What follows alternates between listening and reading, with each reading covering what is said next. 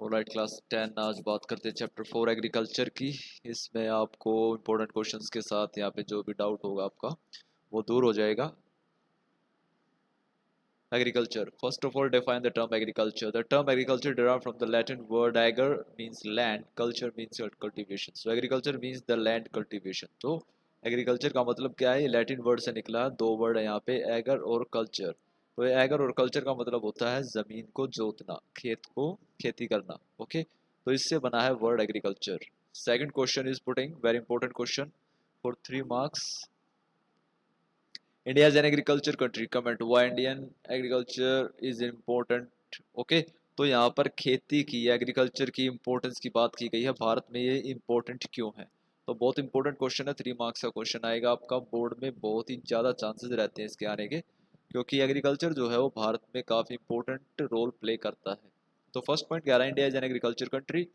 Two-third population depend upon that. Agriculture is mainstay of Indian economy, account 26% of gross domestic product and ensure food security for the country. तो खेती की वजह से क्या है कि भारत कृषि प्रधान देश है।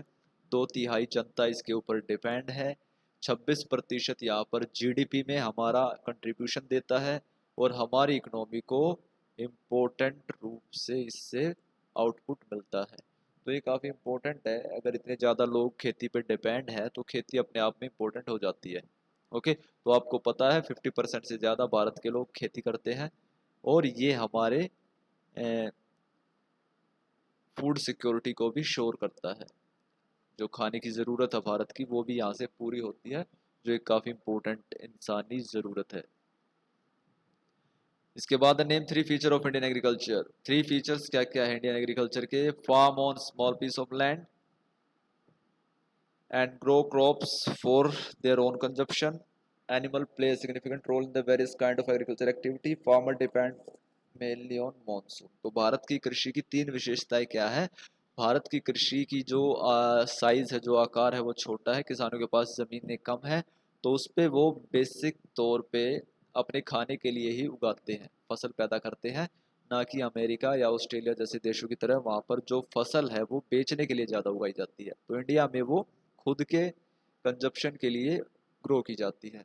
दूसरा इंपॉर्टेंट फीचर भारत की कृषि का ये है कि यहाँ पर जानवर काफ़ी इंपॉर्टेंट रोल प्ले करते हैं खेती में। हमारे यहाँ पर ज़्यादातर जानवरों पर डिपेंड है और विदेशों में आप देखोगे तो मशीनें ज़्यादा आपको दिखाई देंगी। तीसरा, हमारे यहाँ पर जो किसान है वो मॉनसून या बारिश पर डिपेंड रहता है अपनी खेती के लिए। बाहर आपको ये सारी चीज़ें नहीं दिखाई देंगी। वहाँ पर जो इरिगेशन है वो पूरा मशीनों द्वारा होता है। प्लांटेशन एग्रीकल्चर क्या है? तो प्लांटेशन एग्रीकल्चर जो आपने देखा होगा, टी प्लांटेशन या फिर कॉफ़ी प्लांटेशन, रबड़ प्लांटेशन, तो एक फसल को पूरे लंबे लेवल पर उगाया जाता है ताकि उसको मार्केट में बेचा जा सके। उसे प्लांटेशन एग्रीकल्चर कहते हैं। इसमें क्या किया जाता है कि प्लांट्स को एक क्यारी में तैयार किया जाता है और फिर उनको बाद में प्लांटेड किया जाता है हिल्स पे या फिर मैदानों में। तो इसी वजह से इसका नाम प्लांटेशन पड़ा है।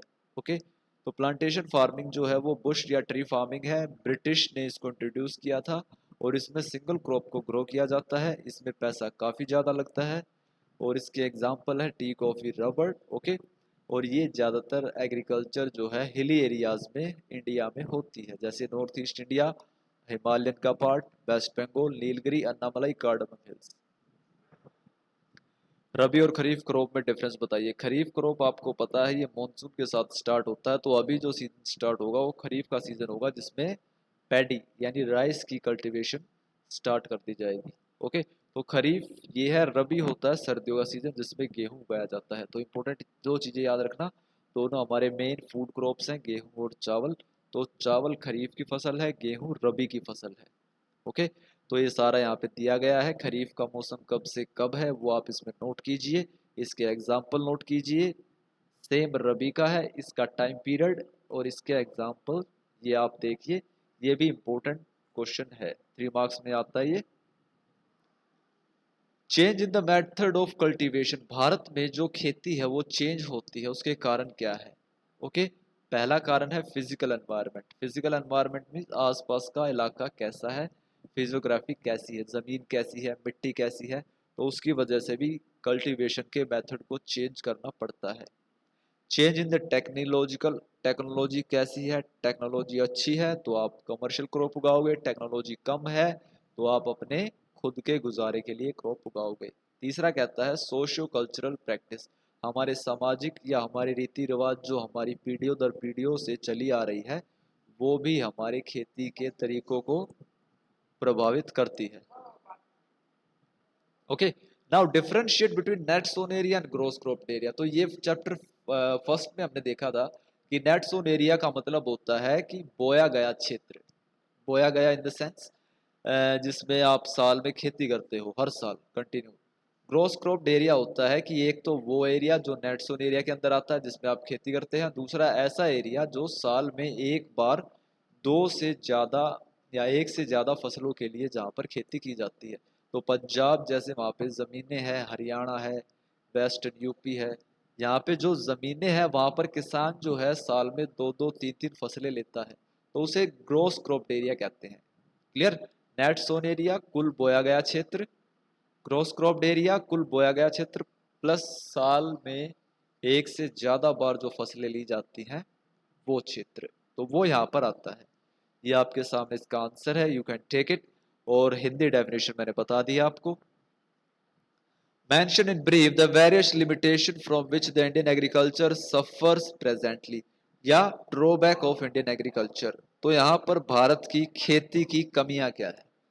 तो यहाँ पर कमियां क्या है? Agriculture is not generating sufficient employment. सबसे इम्पोर्टेंट कमी यहाँ पर ये है कि भारत के लोग जो है वो ज़्यादातर इस पर डिपेंड है, but still it is not generating the enough amount of employment. Clear? Second, today Indian farmers are facing a big challenge from international competition. दूसरा हमारे पास है कि भाई कंपटीशन बड़ा तगड़ा फेस किया जा रहा है। भारत के किसानों को अमेरिका के किसानों के मुकाबले कम सब्सिडी मिलती है, जिसकी वजह से अब भारतीय किसानों का जो प्रोड्यूस है वो महंगा होता है मार्केट में, अमेरिकन किसान उसको सस्ता बेचता है, तो ये कंपटीशन काफ़ी तगड़ा है। तीसरा, सब्सिडी, जो अभी मैंने बताया था कि सब्सिडी बहुत ही कम दी जा रही है। Fourth, farmer are withdrawing their investment. अब जो किसान है वो नहीं चाहेगा कि उसके बच्चे भी खेती करें, तो ये भी खेती को पिछड़ापन, खेती के पिछड़ेपन का जिम्मेदार है ये। तो ये चार इंपॉर्टेंट फैक्टर हैं जो ये बताते हैं कि जो इंडियन एग्रीकल्चर है उसमें क्या क्या कमियां हैं। क्लियर? कमियां जो है वो देख लीजिएगा ध्यान से, ये भी इंपॉर्टेंट पार्ट है एग्रीकल्चर का। Now, primitive subsistence farming, simple भाषा में इसको समझ लीजिए। प्राइमेटिव सब्सिस्टेंस फार्मिंग को कहते हैं अपने खुद के लिए। तो अपने खुद के लिए कौन उगाएगा? जिसके पास जमीन कम होगी, जिसके पास टेक्नोलॉजी नहीं होगी, जो गरीब होगा, तो इसे कहते हैं प्राइमेटिव। प्राइमेटिव का मतलब ये होता है कि आपके तरीके कैसे होंगे? प्राइमेटिव यानी पुराने। तो प्राइमेटिव आपको कहाँ दिखाई देगी? जहाँ पर एक तो आदिवासी इलाका जहाँ पर स्लैश एंड बर्न जिसे शिफ्टिंग कल्टीवेशन कहते हैं वहाँ पर, और दूसरी होगी जहाँ पर लोगों के पास नॉलेज नहीं है, टेक्नोलॉजी नहीं है, पैसा नहीं है, वहाँ पर आपको प्राइमेटिव सब्सिस्टेंस फार्मिंग दिखाई देगी। Why do majority of Indian farmers follow it? अब आपको पता है भारत की जो मेजोरिटी है किसानों की वो गरीब है, अनपढ़ है, तो उनके लिए ऑप्शंस अवेलेबल नहीं है, तो वो अपने पुराने तौर तरीकों से खेती करते हैं। Clear? This is primitive subsistence farming. Answer ये आप देख लीजिए, कल्टीवेशन फॉर डोमेस्टिक यूज, पहला पॉइंट। ओके, प्राइमेटिव टूल, दूसरा पॉइंट है आपका ये। तो ये हाथ का जो फावड़ा है, दराती है, या फिर जो भी यूज किए जाते हैं वो यहाँ पर। फैमिली लेबर, ये तीसरा वो है। ओके, डिपेंड अपॉन मॉनसून, ये इसके बाद चौथा वो है। ठीक है, तो majority of farmer do the because the scattered land holding, scattered मतलब उनकी जमीनें छोटी छोटी हैं। ओके, तो इस वजह से वो बेचारे गरीब हैं, जमीनें छोटी हैं, टेक्नोलॉजी का उनको पता नहीं है। Local name of primitive subsistence farming, ये बहुत इंपॉर्टेंट है, याद रखना इसको। जूमिंग, असम, मेघालय, मिजोरम में कहा जाता है इसको।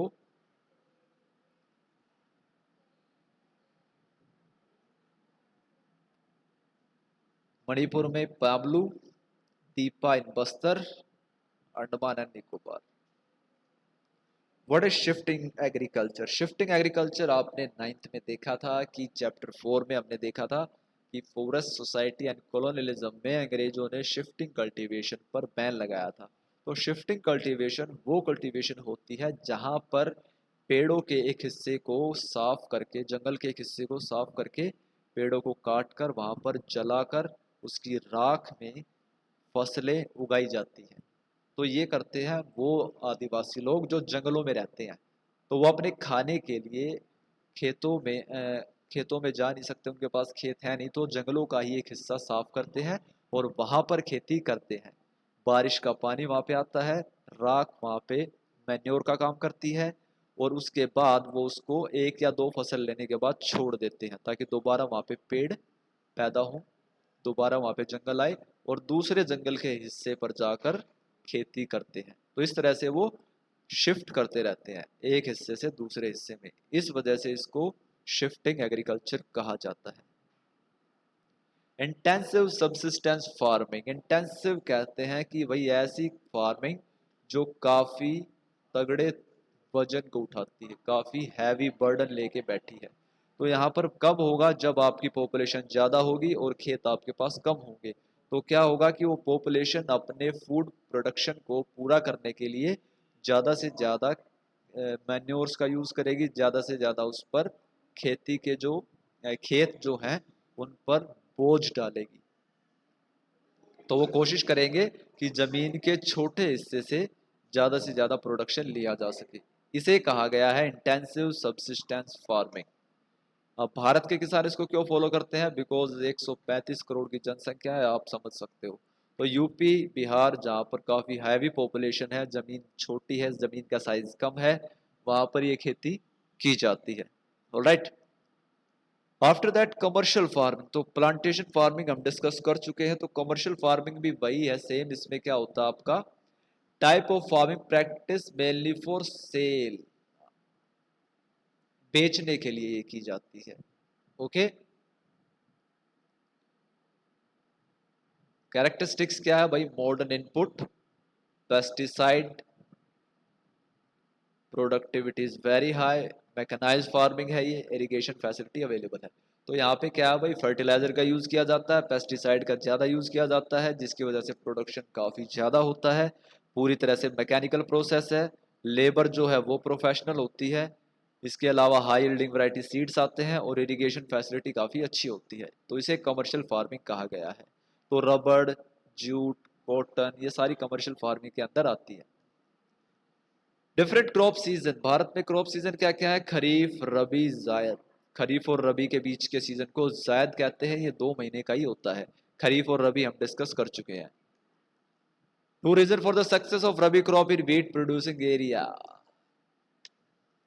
ओके, वीट प्रोड्यूसिंग एरिया में क्या फायदा होता है यहाँ पर रबी क्रॉप्स का? क्योंकि रबी सीजन में क्या होता है, यहाँ पर बारिश होती है।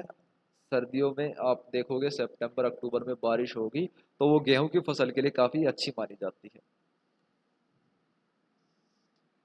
Why is the extension of green revolution necessary in India? Bharat में दूसरी ग्रीन रेवोल्यूशन की जरूरत क्यों है? क्योंकि भारत में खेती पे ज़्यादा लोग डिपेंड है, प्रोडक्शन उसके हिसाब से नहीं आ रहा है। तो उस प्रोडक्शन को बढ़ाने के लिए अपने साथी देशों को अगर आप देखेंगे, चाइना है, अमेरिका जैसे देश है, वो हमारे मुकाबले 1 एकड़ से कहीं ज़्यादा फसल पैदा करते हैं। तो हमारे यहाँ पर नॉर्मल 25-26 क्विंटल अनाज पैदा होता है 1 एकड़ में। तो अगर आप चाइना में जाओगे तो वहाँ पे 50 to 60 क्विंटल अनाज पैदा होता है पर एकड़। तो वो ग्रीन रेवोल्यूशन इसलिए ज़रूरी है क्योंकि भारत में ज़्यादा लोग खेती पर डिपेंड हैं, तो उसकी वजह से उनकी इनकम को बढ़ाया जा सके, इस वजह से ग्रीन रेवोल्यूशन की ज़रूरत है। Name the important staple crop of India and the region where it is produced. 5 mark का क्वेश्चन है। यहाँ पर बात की गई है सबसे इम्पोर्टेंट फूड क्रॉप की, भारत की।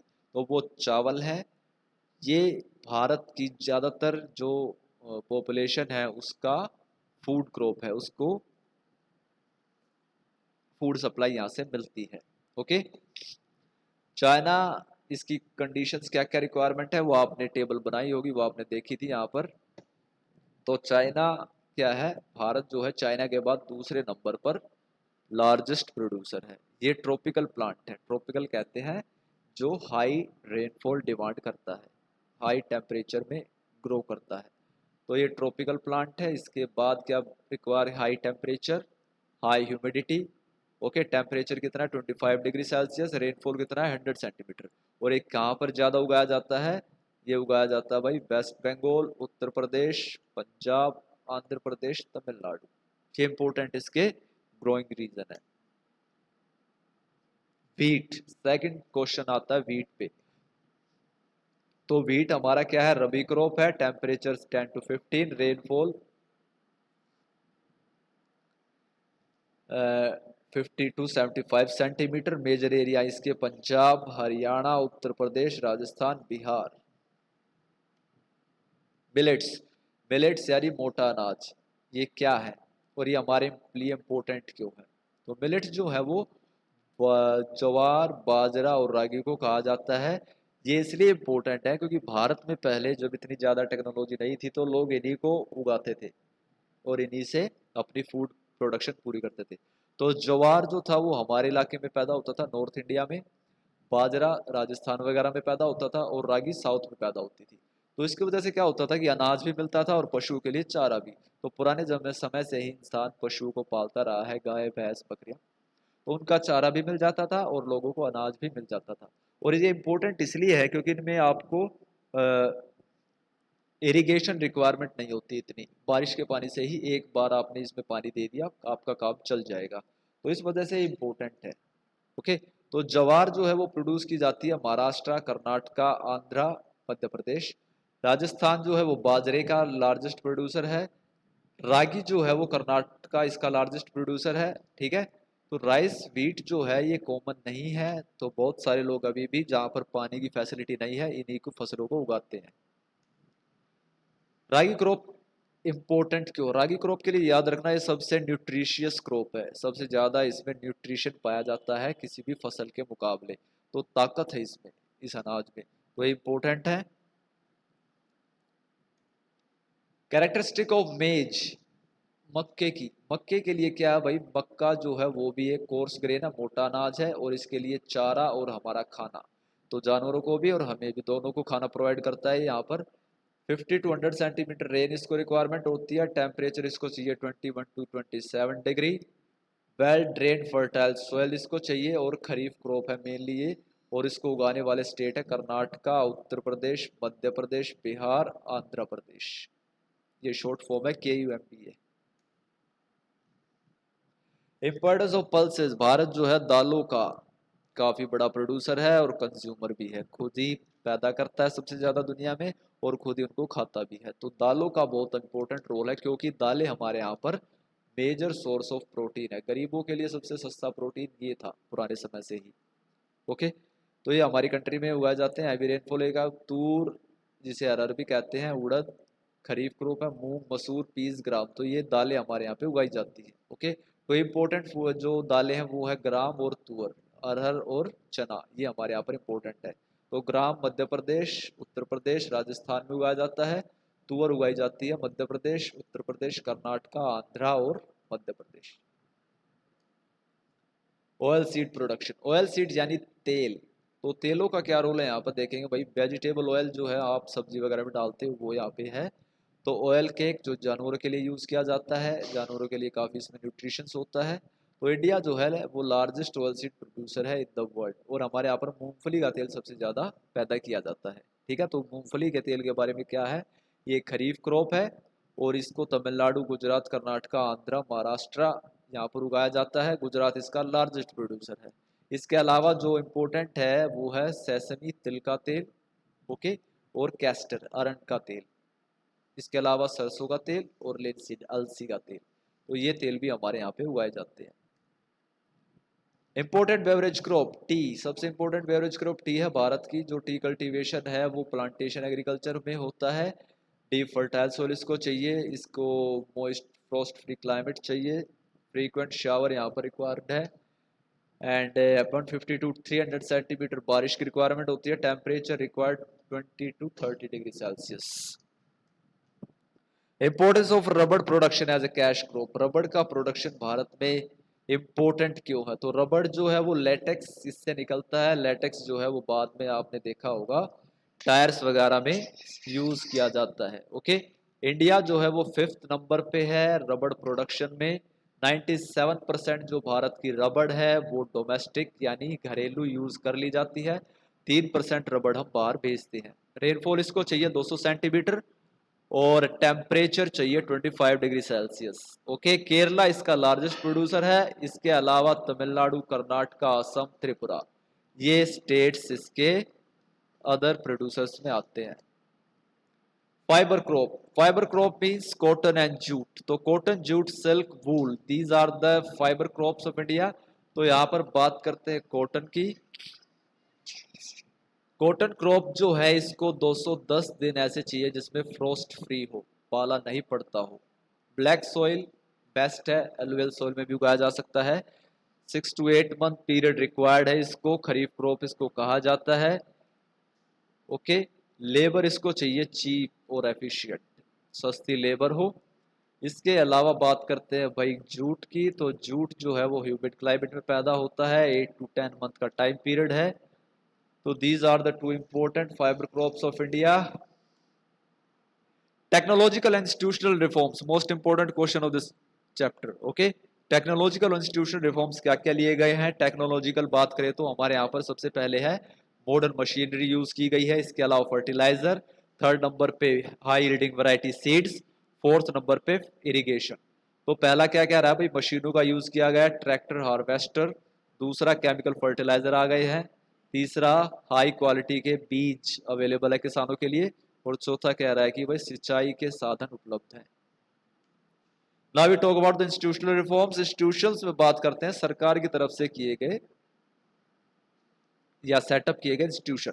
तो सबसे पहला काम किया भाई जमींदारी सिस्टम को हटा दिया गया। उसके बाद स्मॉल होल्डिंग, जो छोटे छोटे खेतों के साइज थे उनको इकट्ठा करके बड़ा किया गया है।